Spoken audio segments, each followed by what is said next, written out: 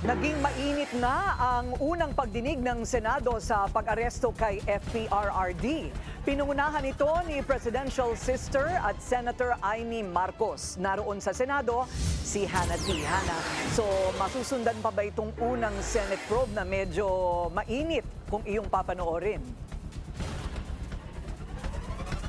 Corina, sabi ni Senator Amy Marcos, hindi pa siya sigurado kung masusundan ang hearing dahil meron daw mga biglang lumapit sa kanya at nagsabing gusto nilang magtestigo at titignan pa raw niya kung may mailalaan na oras para dito. At tama ka nga dyan, simula pa lang ng pagdinig, mainit na agad ang sagutan sa Senado. Gusto agad malaman ni Senator Amy Marcos kung bakit isinuko ng gobyerno ang isang dating pinuno ng bansa sa dayuhan.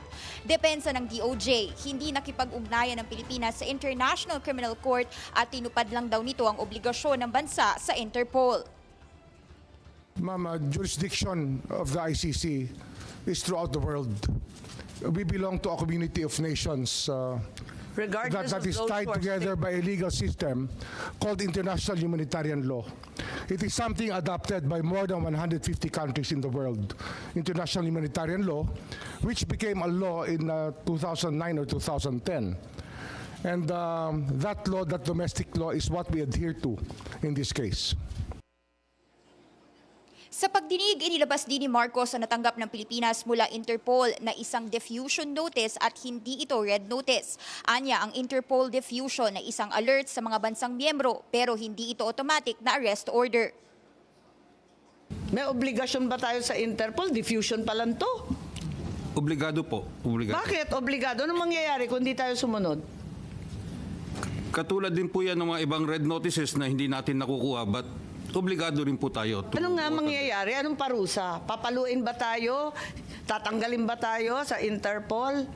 Iisnabi na tayo ng buong kapulisan ng buong mundo? Paliwanag naman ng Philippine Center on Transnational Crime, agad nilang pinasa sa mga ahensya ang natanggap na Interpol diffusion dahil may pangangailangan ng agarang aksyon. Pero para kay Marcos, hindi sapat na batayan ito para ipag-utos ang agarang pagdakip kay Duterte. March 11 ang dumating ang dating Pangulo galing Hong Kong. Bago pa man makababa sa eroplano, sinalubong siya ng mga pulis at dinala sa Villamor Air Base. Kita sa isa sa lumabas na footage sa airbase na hinihila palayo ng CIDG chief ang kanyang legal team mula sa Pangulo. Sa Senate hearing, iginiit ng CIDG chief na si Major General Nicolas Torre na kailangang puwersahin ang kampo ni Duterte para mailipad pahig ang dating Pangulo. Kinwestiyon ni Marcos kung bakit kailangan pang gamitan ng puwersa ang Duterte camp, lalo na ang dating Pangulo na may edad na at may sakit. That's already the time that I'm forcing everyone to board the plane. I'm already forcing the former president to board the plane, ma'am. Tapos na yung napakarami ng optics sa kanilang ginawa dyan, ma'am. And Interesting use po of force. You were forcing them. Yes, So you ma'am. admit you forced them. You used violence. I have to because they won't go with us voluntarily, ma'am. Sa dinami-dami ng pulis, ang tanda-tanda na, may sakit pa. Sa palagay mo, masisindak pa yun. O kaya bang lumaban nun? In fairness to the President, ma'am, after I handcuffed E.S. Mijaldea and told Attorney Delgado that he's the next one to be handcuffed and boarded on the bus, the former President actually acceded and said, sige na, alis na tayo. Matapos sa pag-isa sa PNP, inulit ng DOJ na walang kinalaman ng Pilipinas sa mga galaw ng ICC. Ani Remulla, ang batas na sinusunod dito ay Republic Act 9851, kaugnay sa International Humanitarian Law. Meron daw jurisdiksyon ng ICC na arestuhin ng mga individual katulad ni Duterte sa ilalim ng batas na ito, kahit nag-withdraw na ang Pinas sa ICC bilang estado. Too late naman na raw para kay Senator Bongo ang ginagawang pagdinig sa Senado dahil nga nasa dahig na ang dating Pangulo. Corina. So Hannah, alam naman nating lahat ang posisyon ni VP Sara tungkol sa pagkakaaresto ng kanyang ama, na ito daw ay illegal.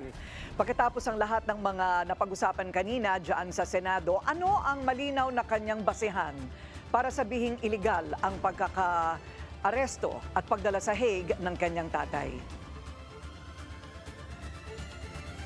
Corina, Corina, katulad ng depensa ng Duterte camp, no, sabi rin ni Vice President Sara Duterte walang basehan yung pag-aresto dahil wala raw judge o local judge na Pilipino ang nagbasa ng warrant of arrest sa dating Pangulo. Kaya ito ang basehan niya at sinasabi niya na kaya ito illegal. Bago dinala si former President Rodrigo Duterte sa The Hague, sana raw ay meron munang local court at local judge na nag-ayos ng kaso. Corina.